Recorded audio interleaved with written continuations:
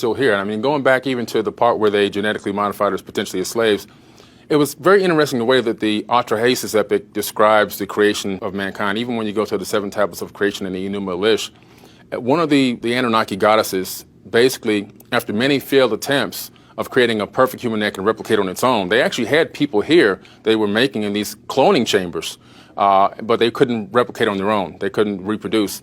Well, she said, okay, what I'm going to do is I'm going to take an egg out of an existing homid. I'm going to clean up the genetic material. We're going to put genetic material in from ourselves. I think it was Enki, actually, who donated his sperm. And then she put the zygote back in her own womb and then took it to full term. And that's when they actually created the first genetically perfected human, the more modern human that we are right now. Mm-hmm.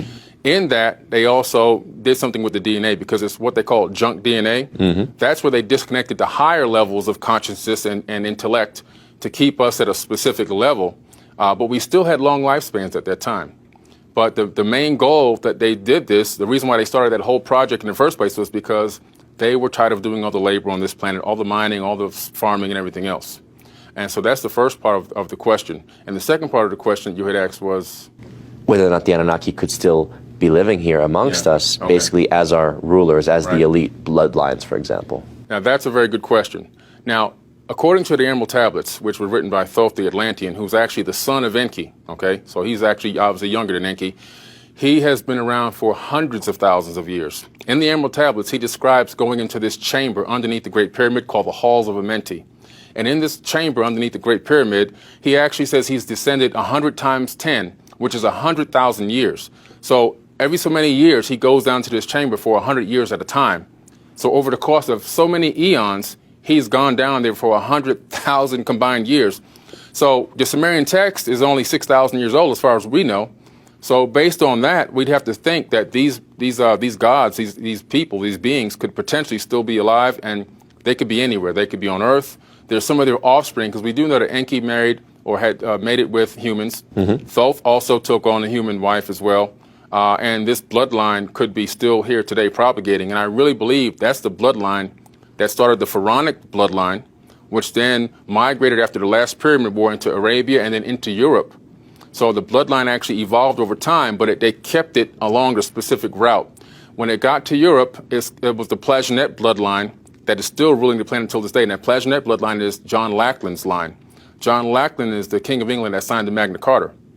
But every single... King John from... Exactly. From the Robin Hood legend. Exactly, yes. Mm-hmm. And every president of the United States of America is related to John Lackland and that Plantagenet bloodline, which goes back to the Arabian kings, which goes back to the Egyptian pharaohs, which then goes back to the Sumerian kings list in Iraq.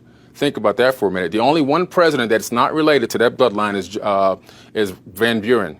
So if we look at the nature of the Anunnaki society, and you talk about the Pyramid Wars, obviously the rivalry that existed between various blood, even though they were half brothers, for example, Anki and they were half brothers, but there's a rivalry between them, and then their children obviously having rivalry between them, and how the children are essentially lording over different cities, right? Yeah. Each city took on a personal god.